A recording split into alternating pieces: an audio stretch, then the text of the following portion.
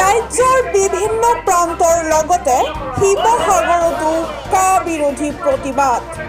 কা বিৰোধী সমন্বয় সমিতি অসমৰ আহ্বানত এই প্ৰতিবাদ। কা প্ৰত্যাহাৰ আৰু সকলো কা বিৰোধী কাৰাবন্দীক অতি শীঘ্ৰেই মুক্তি দিয়াৰ দাবী। লগতে চূড়ান্ত NRC প্ৰকাশৰ প্ৰক্ৰিয়া সম্পূৰ্ণ কৰাৰো দাবী। আনহাতে বৰ্তমান সময়ত ৰাজ্যত চলি থকা সাম্প্ৰদায়িক ৰাজনীতিৰ বিৰুদ্ধেও প্ৰতিবাদ। উল্লেখ্য যে বিভিন্ন দাবীৰ সৈতে শিৱসাগৰ জিলাৰ ষ্টেচন চাৰিআলিৰ ওচৰৰ পৰা আৰম্ভ হয় এক প্ৰতিবাদী সমদল আৰু এই সমদলে শিৱসাগৰ নগৰৰ মাজেৰে গৈ শিৱসাগৰ জিলা উপায়ুক্তৰ কাৰ্যালয়ৰ সন্মুখত প্ৰতিবাদী কাৰ্যসূচী ৰূপায়ণ কৰে। কিন্তু এই প্ৰতিবাদক বিজেপি চৰকাৰখনে কিমান গুৰুত্ব সহকাৰে লয় সেয়া প্ৰশ্নৰ আৱৰ্তত। শিৱসাগৰৰ পৰা পাৰ্চিছ আহমেদ, প্ৰতিফলন লাইভ।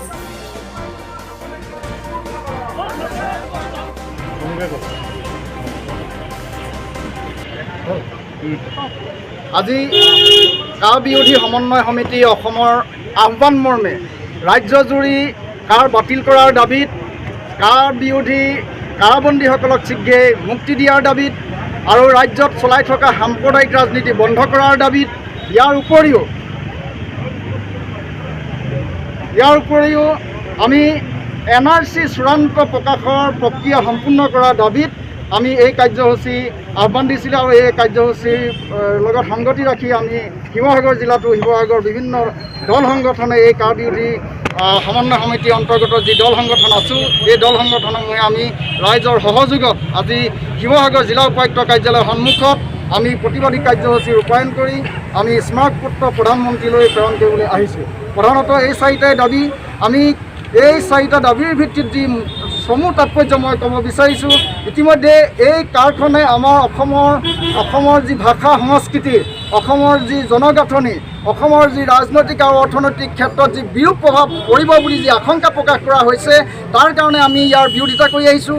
ইতিমধ্যে এই আইনখনে আমাৰ অসম চুক্তিক নস্যাৎ কৰিলে আৰু ইতিমধ্যে সদ্য প্ৰকাশিত যি NRC এই NRCখনক অৰ্থহীন কৰি পেলাইছে।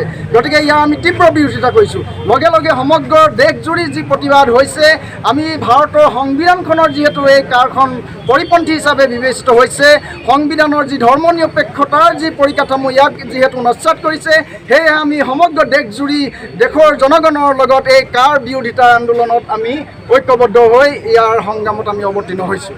এয়াই হৈছে মোৰ আজিৰ কাৰ্যসূচীৰ তাৎপৰ্য।